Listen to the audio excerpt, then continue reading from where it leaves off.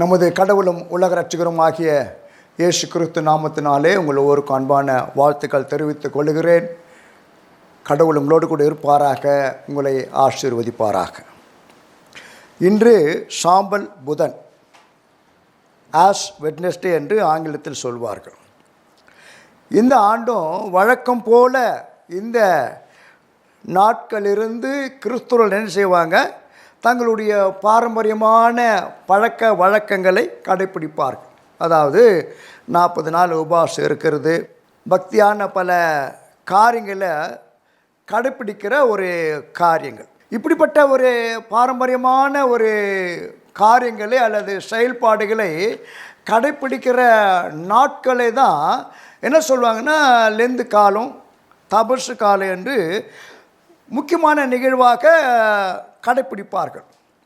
ஆனால் நம்ம ஒன்று கவனிக்கணும், இப்படிப்பட்ட பாரம்பரியமான இந்த காரியங்களை அல்லது இந்த செயல்களை கடைப்பிடிக்க வேண்டும் அல்லது செயல்படுத்த வேண்டும் என்று சொல்லி நம்முடைய பரிசுத்த வேதாகமத்தில் எங்குமே சொல்லப்படவில்லை என்பது தான் உண்மை.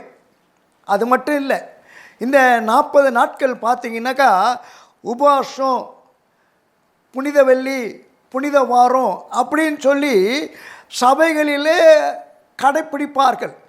இது குறித்தும் இப்படியெல்லாம் செய்யணும், இப்படியெல்லாம் கடைப்பிடிக்கணும், இந்த நாட்களை அனுசரிக்கணும்னு சொல்லி வேதத்தில் எங்கும் சொல்லப்படவே இல்லை.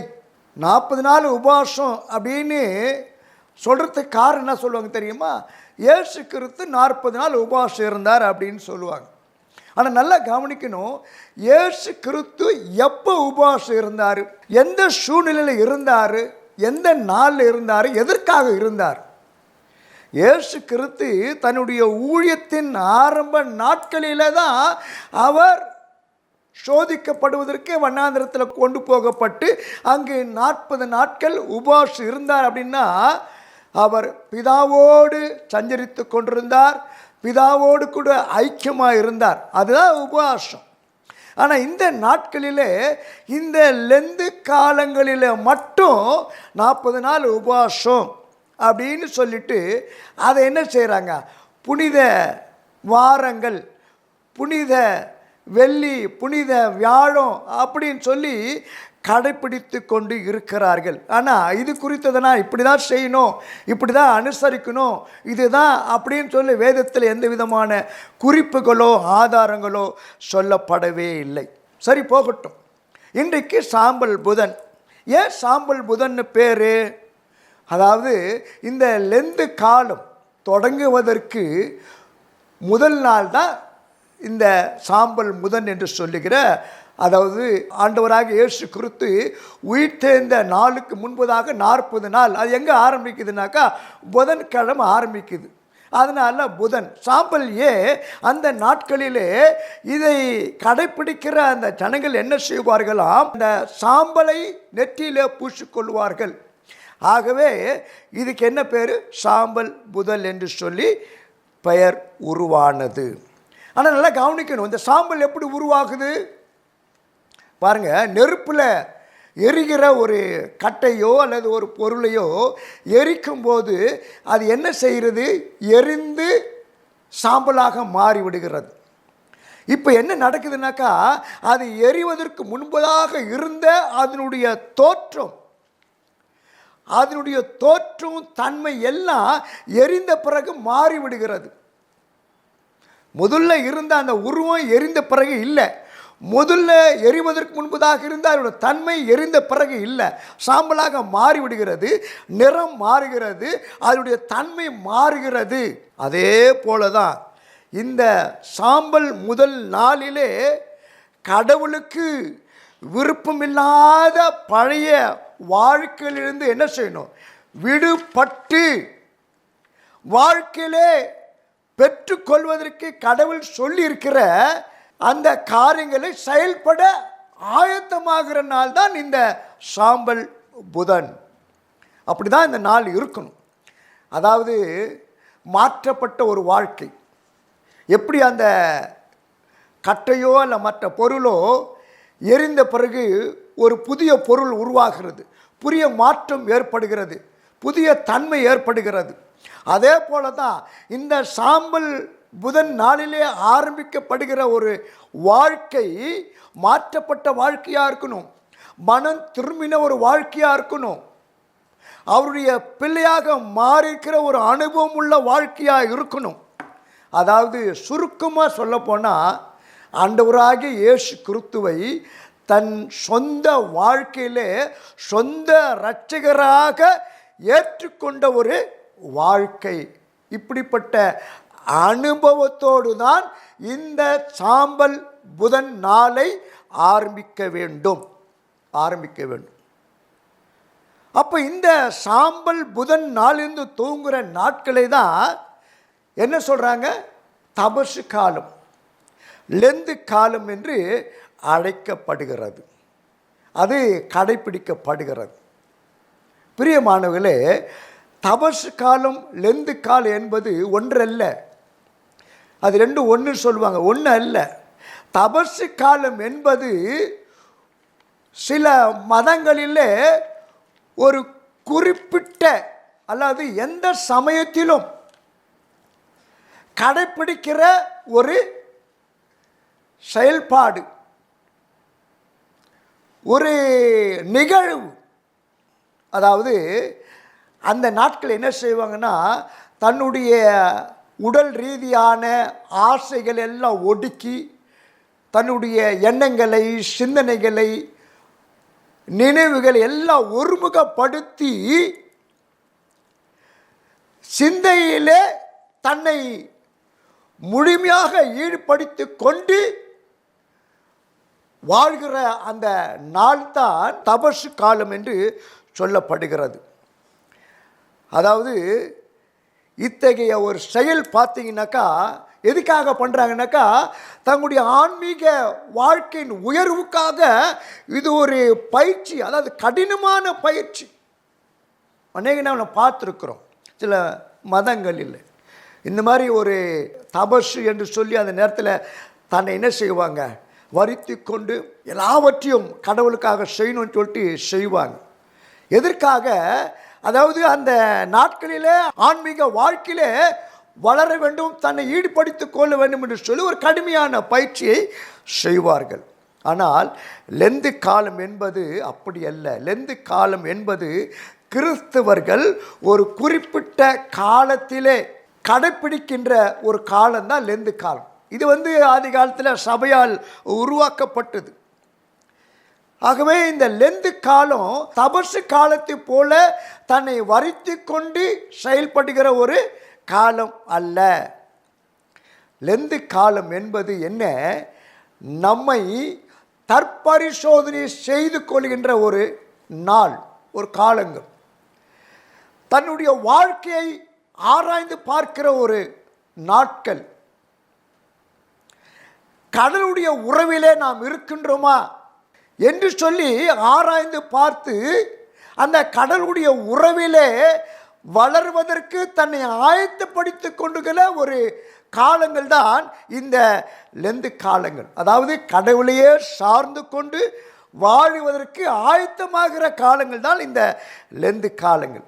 அதுக்கு நாம் என்ன செய்யணும்? இந்த சாம்பல் புதன் அன்று கிறிஸ்தவர்கள், அநேக கிறிஸ்தவர்கள், பெரும்பாலான கிறிஸ்தவர்கள் செய்வாங்க, உபவாசம் இருக்க ஆரம்பிப்பார்கள். தங்களை வரித்து கொண்டு காணப்படுவார்கள். பலவிதமான பக்தியான செயல்களை கடைப்பிடிப்பார்கள். அதாவது இப்படியெல்லாம் வாழ்வேன், இப்படியெல்லாம் இருப்பேன்னு சொல்லி அவள் நினைப்பார்கள். ஆனால் இந்த லெந்து காலங்களிலே இப்படிப்பட்ட ஒரு அனுபவத்திற்குள்ளாய் போவதற்கு நாம் என்ன செய்ய வேண்டும்? கடவுள் என்ன சொல்லுகின்றார்? இந்த புதிய அனுபவத்திற்குள்ளாய் போகும்போது நாம் இழக்க வேண்டியவைகளை இழக்க வேண்டும். நல்லா கவனிக்கணும். ஏதோ இது பாரம்பரியமாக ஒரு கடைப்பிடிக்கிற ஒரு காலங்கள் அல்ல லெந்து காலங்கள். ஒருவேளை இது பாரம்பரியமாக இருந்தாலும் இதில் ஒரு உண்மை இருக்கிறது. எல்லா பாரம்பரியமாக நாம் சொல்ல முடியாது. சில பாரியங்கள் நன்மைக்கு ஏதுவாக இருக்கிறது. அப்படிப்பட்ட நன்மைக்கு ஏதுவான பாரம்பரியங்களில் இதுவும் ஒன்று. ஏன் சாம்பல் முதல்வன்று ஆரம்பிக்கிற இந்த லெந்து காலங்களை நாம் பயன்படுத்த வேண்டும், நாம் இதை கடைப்பிடிக்க வேண்டும். அதற்கு ஒரு முக்கியத்துவம் உண்டு. அது என்ன முக்கியத்துவம்?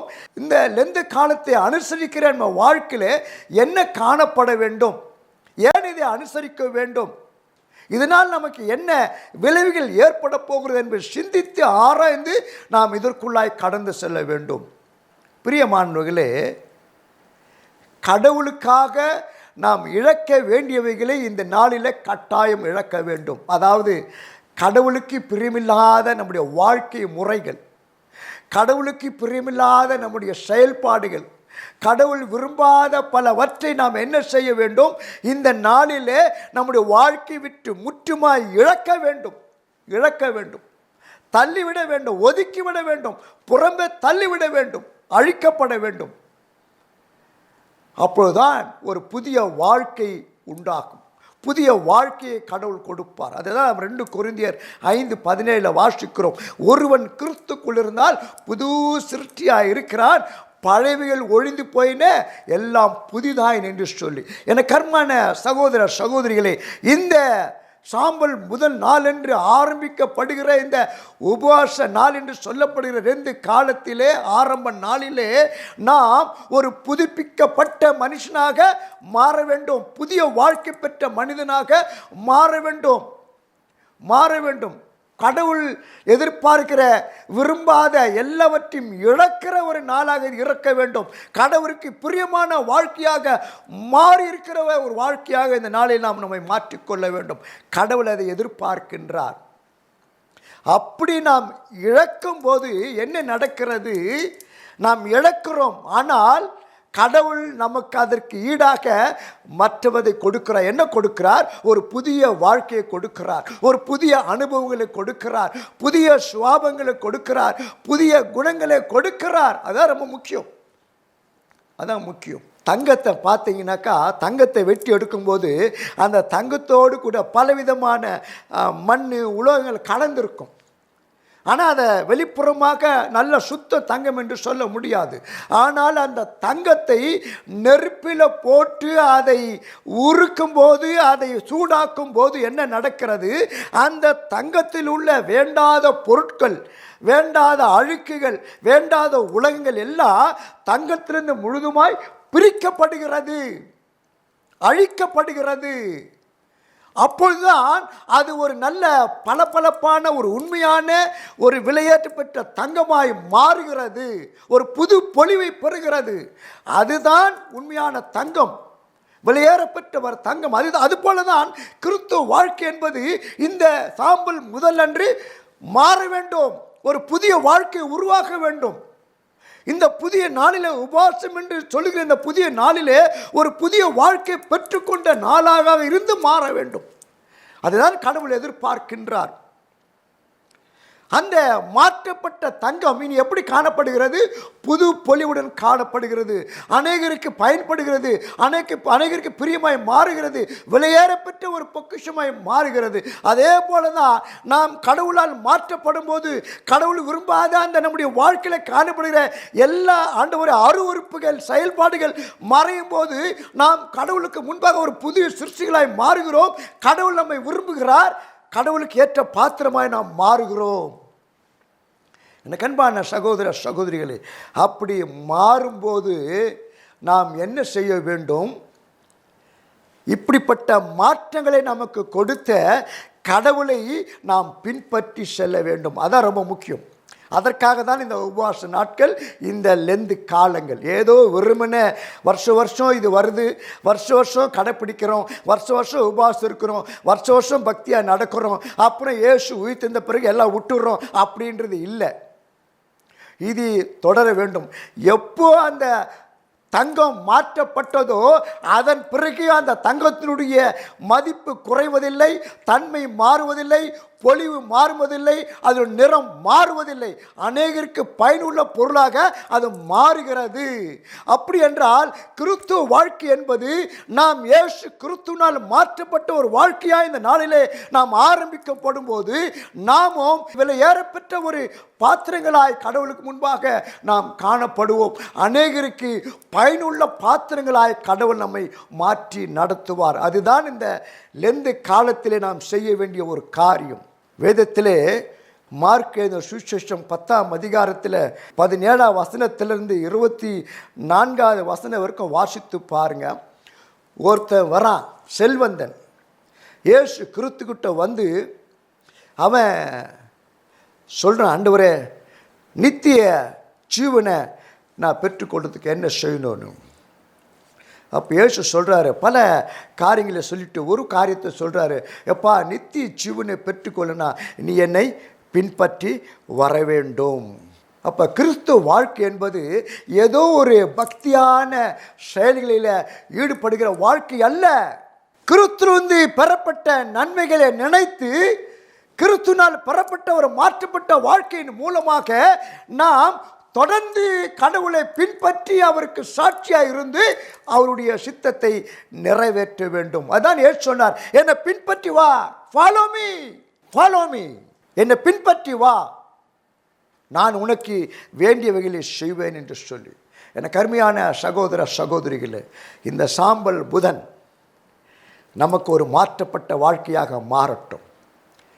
பாரம்பரியங்கள் அப்படின்னு கடைப்பிடிக்கிற அந்த பக்தியான செயல்கள் அழிக்கப்படட்டும். இந்த நாளிலாவது உண்மையாக கடவுளுடைய பாதத்திலே நம்மை ஒப்பு கொடுத்து நம்மை அர்ப்பணித்து ஒடுக்கி நாம் என்ன செய்ய வேண்டும், கடவுளுக்கு முன்பாக மாற்றப்பட்ட பிள்ளைகளாக மாறி அவரை பின்பற்றி நான் நடப்பேன், ஆண்டவரே உம்முடைய சிலுவை எடுத்துக்கொண்டு நான் பின்பற்றி வருவேன் அப்படி என்று ஒரு தீர்மானத்தோடு இந்த நாளை ஆரம்பிப்போமானால் அதுதான் வெற்றி உள்ள வாழ்க்கையாக மாறும். அதற்காக தான் இந்த சாம்பல் புதன். எனக்கு அருமையான சகோதர சகோதரிகளே, இந்த சாம்பல் முதன் நாளிலே மாற்றப்பட்ட வாழ்க்கை லெந்து காலம் என்று சொல்லப்படுகிற 40 நாட்கள் மட்டுமா? ஒரு கேள்வியோடு முடிக்கிறேன். தொடர்ந்து வருகின்ற செய்திகளை பாருங்கள், கேளுங்கள், கைக்கொள்ளுங்கள். கடவுள் உங்களோடு கூட பேசுவார், சத்தியங்களை கற்றுக் கொடுப்பார். கடவுள் உங்களை ஆசீர்வதிப்பாராக. ஆமென்.